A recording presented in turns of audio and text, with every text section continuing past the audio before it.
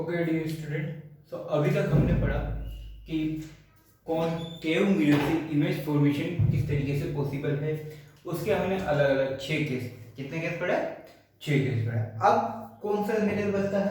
Convex mirror बचता है। सब बहुत बढ़िया। कौन सा मिरर? Convex mirror. ठीक है। अब कॉन्वेक्स मिरर से इमेज फॉर्मेशन कैसे होता है वो हम इस लेक्चर में देखेंगे। दूसरा पॉइंट हम इस लेक्चर में क्या कवर करने वाले हैं वो ये कि कॉनकेव मिरर और कॉन्वेक्स मिरर, इन दोनों की क्या क्या एप्लीकेशंस है, ये दोनों कहाँ कहाँ यूज होते हैं। ठीक है। तो सबसे पहले बात करते हैं कॉन्वेक्स मिरर से इमेज फॉर्मेशन की। किसकी? इमेज फॉर्मेशन की। तो जरा आओ पहले कॉन्वेक्स मिरर का फोटो बनाओ। और एक बार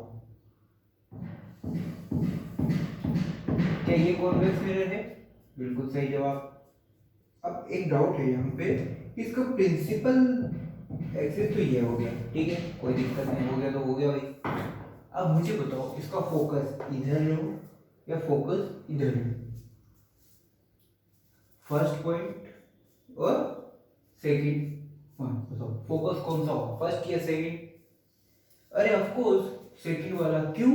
रीजन ये है कि जिस स्फेरिकल ग्लास का, सॉरी, जिस ग्लास के स्फेयर का अपने से कटा हुआ पार्ट माना है, उसका वो ग्लास स्फेयर किधर है? इस तरफ ही होगा, इस तरफ थोड़ी होगा। इस तरीके से थोड़ी होगा ग्लास स्फेयर, इस तरीके से थोड़ी। ग्लास स्फेयर तो कैसा है? बिल्कुल इस तरीके से आगे जाता होगा।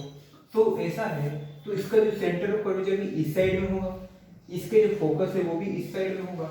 भले ही रिफ्लेक्शन इधर हो, पर फोकस और सेंटर ऑफ कर्वेचर कहाँ होगा? सेकंड साइड में। कहाँ होगा?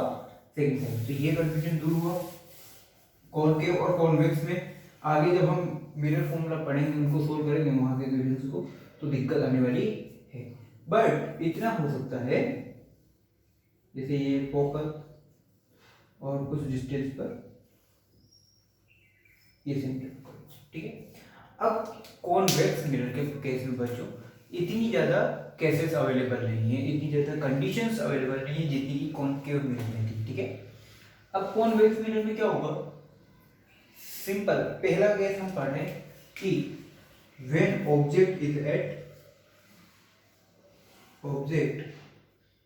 ऑब्जेक्ट पोजीशन की बात करते हैं, तो ऑब्जेक्ट कहाँ है? At infinity. कहाँ पे है? At infinity. इंफिनिटी पर ऑब्जेक्ट है। अब अगर इंफिनिटी पे ऑब्जेक्ट है तो कुछ इस तरीके से पैरेलल लाइंस आ रही, कुछ इस तरीके से पैरेलल लाइंस आ रही। अब आफ्टर रिफ्लेक्शन ये कौन सा है? कॉन्वेक्स मिरर है। और अगर कॉनकेव होता तो डायरेक्टली यहां से कट हो गए, फोकस पर चली जाती। बट ये तो कॉनकेव है नहीं, ये कौन सा मिरर है? Convex mirror. अब कॉन्वेक्स मिरर क्या करता है कि जो लाइट रेज इस पर इंसिडेंट होती है, उनको ये एक फैलाने का काम करता है। क्या करता है? एक्सप्रेस कर देता है, उनको एक्सप्लोर कर देता है, दूर दूर लेके जाने का काम करता है। ठीक है। अब आफ्टर रिफ्लेक्शन लाइट रेज तो कुछ इस तरीके से फैले, यानी कि ये दोनों लाइट रेज आपस में कभी एक्चुअली में मिलना पॉसिबल, इनकी एक्चुअल मीटिंग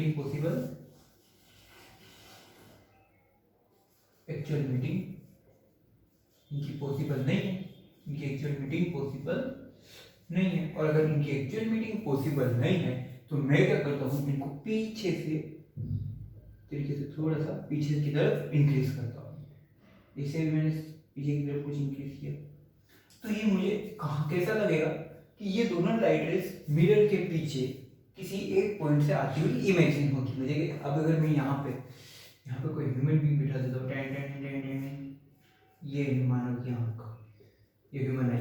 अब अगर मैं यहाँ पर ह्यूमन आई से देखता हूँ तो मुझे क्या लगेगा कि लाइट रेज आपस में मिरर के पीछे किसी पॉइंट से आती हुई इमेजिन हो रही है। मुझे ऐसा लग रहा है कि मिरर के पीछे कोई पॉइंट है, वहां से ये लाइट रेज आ रही है। बट एक्चुअली ये लाइट रेज तो कहाँ से आई है? यहाँ पे मिरर से रिफ्लेक्ट होके। बट मुझे इमेजिन क्या हो रहा है कि ये मिरर के पीछे किसी पॉइंट से आती हुई इमेजिन हो रही है, और उस पॉइंट का नाम क्या है? फोकस। तो जो इमेज बनेगी वो कहाँ बनेगी?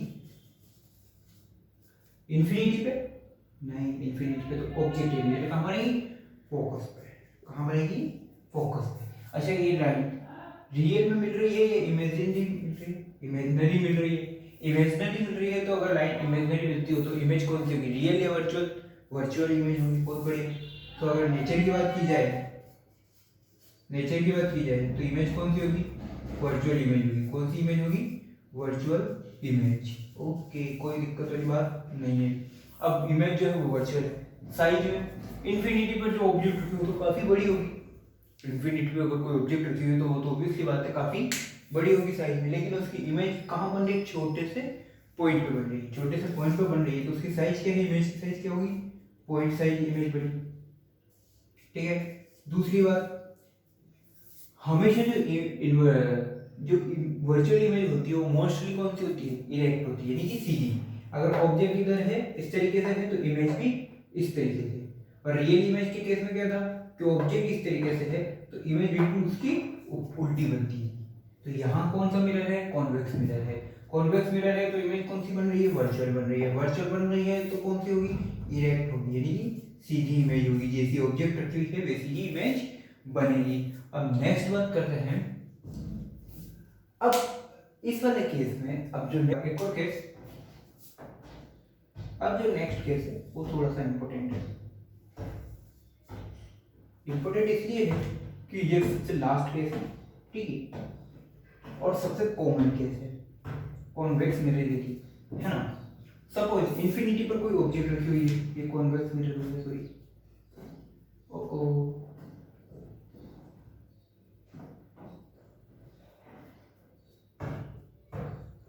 ठीक है। अब मैं क्या करता हूँ कि यहाँ इंफिनिटी पर कोई ऑब्जेक्ट रखी हुई थी तो इमेज कहाँ बन रही थी, मेरी फोकस थी। अब मैं ऑब्जेक्ट को इंफिनिटी और पोल के बीच में कहीं भी लाई करवाऊँ, इंफिनिटी और पोल के बीच में कहीं भी लाई करवाऊँ, कोई फर्क नहीं है, हमेशा इमेज फोकस और पोल के बीच में बनेगी। ठीक है। उसका रीजन ये है कि इंफिनिटी और पोल के बीच में इस कॉन्वेक्स मिरर के लिए ना तो आपके पास फोकस पॉइंट है, ना आपके पास सेंटर ऑफ कर्वेचर है। ना तो आपके पास क्या है, फोकस पॉइंट है, ना ही आपके पास सेंटर ऑफ कर्वेचर है। अब अगर दोनों ही नहीं है तो आप कहीं भी लाई करो, इमेज को तो यही बनना है। ठीक है। तो सपोज मैंने ऑब्जेक्ट को इस तरीके से यहाँ पे लाई करवाया, ये है ऑब्जेक्ट ए और बी। ये कहाँ है, ये कहाँ सिचुएटेड है, सब ये सिचुएटेड है इंफिनिटी और पोल के बीच में। ये इंफिनिटी हो गई, ये पोल के बीच में हो गई। तो अगर मैं यहाँ पे ऑब्जेक्ट को बिटवीन पोल एंड इंफिनिटी रखूँ, बिटवीन पोल एंड इंफिनिटी रखूँ तो इमेज कहाँ बनेगी, ये थोड़ा सा नीचे लिख देता हूँ मैं, लास्ट केस है ना। ये इंफिनिटी और पोल के बीच में मेरे को ऑब्जेक्ट को रखना है। ठीक है। तो between pole and infinity, between pole and infinity, तो इमेज कहाँ बननी चाहिए, फोकस और पोल के बीच में बननी चाहिए, फोकस और पोल के बीच में बननी चाहिए। अब देखो इस लाइट, इस ऑब्जेक्ट से एक लाइट है जो सीधी जाएगी बिल्कुल, ठीक है। अब ये सीधी जाएगी तो आफ्टर रिफ्लेक्शन ये इस तरीके से आएगी या फिर प्रिंसिपल एक्सिस के से दूर जाएगी, आफ्टर रिफ्लेक्शन ये प्रिंसिपल एक्सिस से कुछ दूर जाती हुई नजर आएगी, तो कुछ इस तरीके से दूर गई। ठीक है। सेंटर ऑफ कर्वेचर से इस वाले पॉइंट को मिला दो, डैश डैश कर, कोई दिक्कत नहीं। नेक्स्ट एक और लाइन है जो कहां जाएगी, फोकस की तरफ जाएगी। कहां जाएगी, पोल की तरफ, किसी पॉइंट पे टकरा दो। अब अगर ये टकराए तो आफ्टर रिफ्लेक्शन ये क्या करेगी, वापस अपने ही पाथ पर मुड़ जाएगी, वापस अपने ही पाथ पर मुड़ जाएगी। और अगर ऐसा होता है तो मैं, अब देखो मैं ये दोनों रेस आपस में रिफ्लेक्शन के बाद में एक दूसरे को कट तो नहीं करेगी, एक रेस जाएगी बिल्कुल इस तरीके से और ये वाली रेस जाएगी बिल्कुल इस तरीके से। क्या ये दोनों एक दूसरे को कट करेगी, आपस में एक दूसरे को कट तो नहीं करेगी। लेकिन अगर मैं यहाँ पे बैठ के, ये ह्यूमन आई है, अगर मैं यहाँ पे बैठ के इसको देखूं तो मुझे कैसा लगेगा कि ये किसी एक पॉइंट से मिलती हुई है। तो वो पॉइंट कब मिलेगा मेरे को, जब मैं इन दोनों लाइंस को आपस में इस तरीके से कुछ इंक्रीज कर दूं पीछे की तरफ। तो सपोज ये वो पॉइंट है मेरा जहां पे मेरी इमेज बनेगी, इमेज बनेगी। तो जो इमेज बनी है उसका नाम क्या है, ए डैश बी डैश। और कहां बनी ये इमेज, फोकस और पोल के बीच में। तो लिख सकता हूं मैं between focus and pole, between focus and पोल।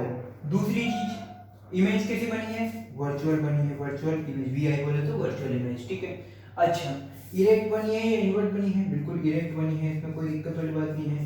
जैसी ऑब्जेक्ट रखी हुई थी, देखो ए बी वैसे ही सेम उसी सीधी साइड में बनी हुई है। ऐसा तो नहीं है कि बी नीचे आ गया ए ऊपर आ गया, बिल्कुल ए डैश बी डैश में, but smaller than the small size की है, मतलब स्मॉलर देन दी ऑब्जेक्ट, जो ऑब्जेक्ट की एक्चुअल साइज थी उससे छोटी बनी। अब इस केस में दोनों इमेज कहाँ बनी है, मिरर के पीछे। जो वर्चुअल इमेज है वो कहाँ बनी है, दोनों मिरर के पीछे। तो दोनों इमेज की अगर पोजीशन पूछे तो पोजीशन पहले हम क्या लिखेंगे, बिहाइंड द मिरर। दोनों इमेज कहाँ बनी है, बिहाइंड द मिरर, ठीक है, बिहाइंड द मिरर। ये हो गया आपका कॉन्वेक्स मिरर से इमेज फॉर्मेशन, ठीक है। नेक्स्ट टॉपिक है आपका कि सॉरी ओके, नेक्स्ट टॉपिक है कि कॉनकेव मिरर और कॉन्वेक्स मिरर की एप्लीकेशंस क्या है, ये कहाँ कहाँ यूज होते हैं और क्यों इनका पर्टिकुलर पोर्शन में यूज किया जा सकता है, वो भी देख लेते हैं, ठीक है। जो नेक्स्ट टॉपिक है वो क्या है, एप्लीकेशंस ऑफ मिरर्स, या कॉनकेव मिरर और कॉन्वेक्स मिरर को यूज कहाँ कहाँ किया जा सकता है। तो बात करते हैं अपन एप्लीकेशंस की, इसकी एप्लीकेशन।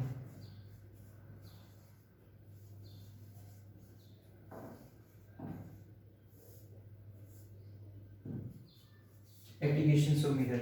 अब एप्लीकेशंस की बात करूं तो पहले बात करता हूं मैं कॉनकेव मिरर की। कॉनकेव मिरर की बात करते हैं। मिरर लिख देता हूं, ना कोई बच्चे लेंस बोल दे तो मेरे ऊपर तो पाप लग जाएगा। अब बात करते हैं कॉनकेव मिरर की।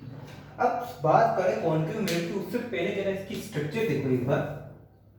इसकी स्ट्रक्चर कुछ इस तरीके से है, ठीक है।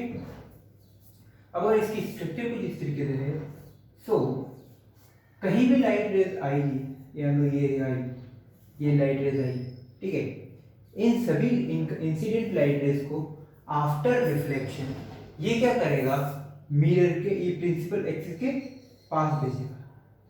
ये इस तरीके से प्रिंसिपल एक्सिस के पास भेजेगा, यानी कि कॉनकेव मिरर जो इंसिडेंट लाइट है उनको क्या करता है, कलेक्ट करने का काम करता है। तो कॉनकेव मिरर इकट्ठा करता है उनको, एक पॉइंट की तरफ इकट्ठा करता है उनको। Concave mirror collect the incident light rays,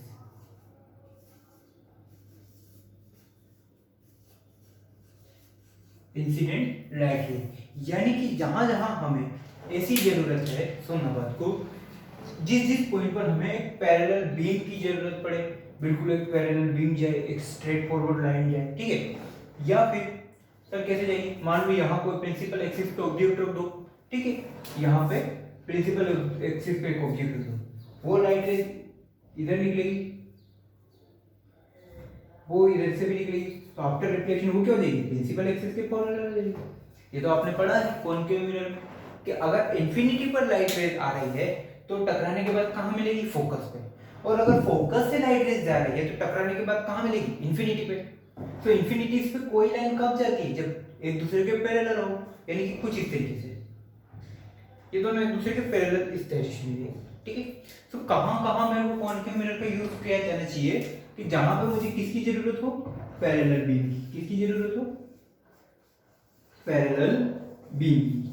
अगर मुझे कहीं पर पैरेलल बीम चाहिए तो मुझे किसका यूज करना पड़ेगा, कॉनकेव मिरर। अच्छा कहाँ चाहिए होता है, सपोज कार का हेडलैम्प जो होता है,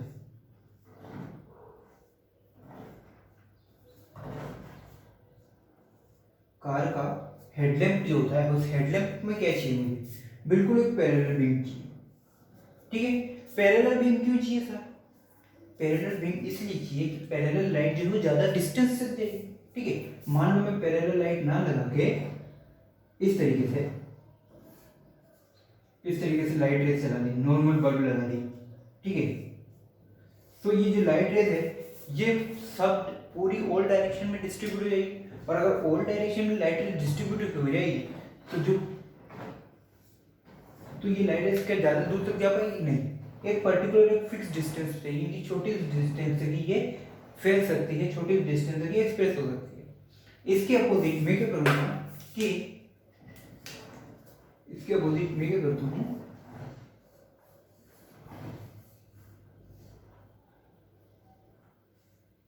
एक बिल्कुल पैरेलल ब्राइट बीम लेके जाता हूँ, ठीक है।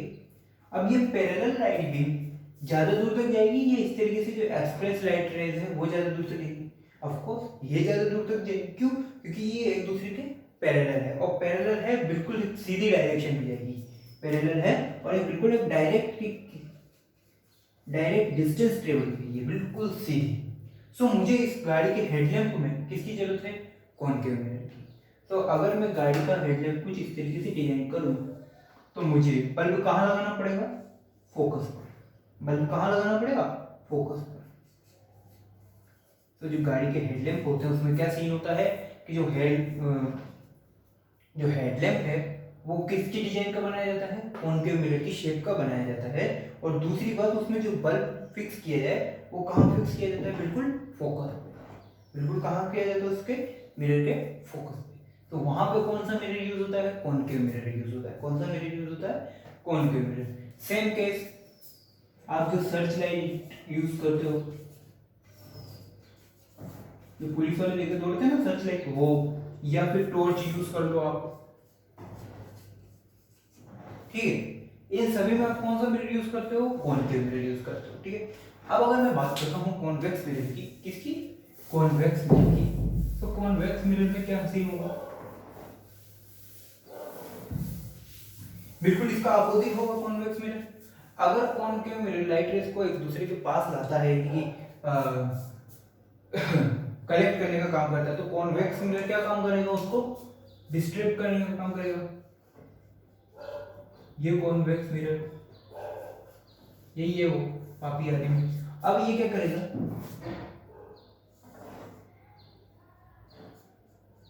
अभी जब इमेज फॉर्मेशन पढ़ा तो आपको पता ही है कि ये अगर कोई लाइट रेस आ रही है तो ये उन लाइट रेस को क्या करेगा? एक दूसरे से दूर लेके जाने का काम करेगा, उनसे एक दूसरे को जुदा कर देगा। अब अगर ये जो लाइट रेस है ये क्या कर रही है? एक दूसरे से फैल रही है। क्या कर रही है? फैल रही है। यानी कि यहाँ पे पैरेलल बीम तो नहीं है, बट जो लाइट रेस है वो एक दूसरे की तरफ, एक दूसरे से फैल रही है, एक्सप्लोर हो रही है, एक्सप्लोर करता है लाइट रेस को। और मुझे लाइट रेस को एक्सप्लोर करने का काम करता है। तो मुझे कॉनकेव मिरर का यूज कहाँ है? जहां पर मुझे लाइट रेस को एक्सप्लोर करना है, दूर दूर तक फैलाना है, ठीक है। तो मुझे वहां पर कौन सा मिरर यूज करना है? Convex mirror. अब इसका एग्जांपल देखो जरा, एग्जांपल देखो। स्ट्रीट के किनारे, स्ट्रीट के किनारे जो बल्ब लगा होता है या स्ट्रीट जो लाइट होती है, आपके गली में भी स्ट्रीट लाइट लगी हुई होगी, ठीक है। अभी जो स्ट्रीट लाइट है ये किसी एक पर्टिकुलर पॉइंट पर फोकस होती है या फिर इसकी लाइट सब तरफ जितना पॉसिबल हो सकते उस सब डायरेक्शन में फैलती है? ऑफ कोर्स सी बात है, स्ट्रीट लाइट है तो इसकी लाइट सब तरफ जितनी डायरेक्शन पॉसिबल सब डायरेक्शन में फैलेगी। तो डायरेक्शन में फैलेगी तो इसके लिए मुझे यहाँ पे कौन सा मिरर यूज करना है? Convex mirror. तो सबसे पहला एग्जांपल है इसका स्ट्रीट लाइट, यानी कि स्ट्रीट लाइट जो होती है उसमें कौन सा मिरर यूज होता है? Convex mirror. सिंपल, वापस कार में आओ। अब सपोज यहाँ पर यही सड़क, छोटी सी कर देता हूँ इसको, ये सड़क हुई, ठीक है। अब अगर ये सड़क हुई जहां पर मिरर लगा हुआ है, ठीक। अब ये मिरर कोशिश क्या करेगा? अगर लेफ्ट मिरर है तो आप क्या कोशिश करोगे कि लेफ्ट साइड का जितना पोर्शन है वो सारा पोर्शन मेरे पास कवर हो जाए, मुझे कार में बैठे हुए लेफ्ट साइड का सब कुछ दिखाई दे। सिमिलरली अगर राइट साइड में बैठा हूं तो राइट साइड का सारा पोर्शन मुझे दिखाई दे, ये मेरी कोशिश होगी। तो अब क्या करते हैं बच्चों, जितनी लाइट फैलेगी, एक्सप्लोर होगी, उतना ही एरिया कवर अप होगा और उतनी ही इमेज बनेगी। तो मैं यहाँ पर अगर कॉन्वेक्स मिरर यूज करूंगा, सॉरी कॉनकेव मिरर यूज करता हूँ, कौन सा? बिल्कुल जो कार लेफ्ट मिरर इस तरीके से लगा हुआ है, सपोज इस तरीके से कोई लेफ्ट मिरर लगा हुआ, मान लो ये मेरी कार का लेफ्ट मिरर है, तो मुझे सिर्फ इतनी ही डिस्टेंस का दिखता है। लेकिन ऐसा होता नहीं है एक्चुअली। जब आप कार में बैठो तो जो रियर व्यू मिरर है उसका, वो आरबीएम जो है कार का, उसमें आप देखोगे पूरा एरिया कवर किया जाता है, पूरा एरिया कवर किया जाए। सेम जो है राइट साइड में भी सेम केस होता है। वो किस लिए होता है? क्योंकि वहां यूज करते हो कॉन्वेक्स मिरर, और कॉन्वेक्स मिरर क्या करता है, इधर इधर के पूरे एरिया को कवर कर लेता है। तो दूसरा पॉइंट, रेयर व्यू मिरर इन कार्स, ठीक, कार ले लो, बाइक ले लो, उन सब में रियर व्यू मिरर किस कौन सा होता है? कॉन्वेक्स मिरर होता है। तो ये जनरल एप्लीकेशंस थी कॉनकेव और कॉन्वेक्स मिरर की। यहाँ ये लेक्चर खत्म होता है। इससे प्रीवियस लेक्चर का मैं लिंक इस वीडियो के डिस्क्रिप्शन में दे चुका हूँ, तो आप वहाँ पे देख लीजिए। नेक्स्ट लेक्चर में हम पढ़ने वाले हैं, नेक्स्ट लेक्चर जो है काफ़ी इंपॉर्टेंट है, उसका नाम है मिरर फॉर्मूला। ठीक है, अब जो मिरर फॉर्मूला है उससे रिलेटेड क्वेश्चंस आपके एग्जाम में भी आएंगे, उससे रिलेटेड क्वेश्चंस आपको पीछे बुक में भी दिए हुए हैं। ठीक है, तो मिरर फॉर्मूला के ऊपर हम काफ़ी सवाल करेंगे। दूसरी चीज़ ये कि एनसीईआरटी की आपकी जो बुक है उसमें मिरर फॉर्मूला का डेरिवेशन नहीं दिया हुआ है, बट हम उसको डिराइव भी करना सीखेंगे कहाँ से मिरर फॉर्मूला आया। ठीक है, तब तक के लिए आप इन सारी चीज़ों को याद रखो। और हाँ, ध्यान रखना कि कॉनकेव मिरर और कॉन्वेक्स मिरर में जो है इमेज फॉर्मेशन का एक मेजर पोर्शन है, या एक वेटेज काफ़ी ज़्यादा है, मेजर वेटेज है इसका, तो काफ़ी ज़्यादा क्वेश्चन इससे बनते हैं। ओके।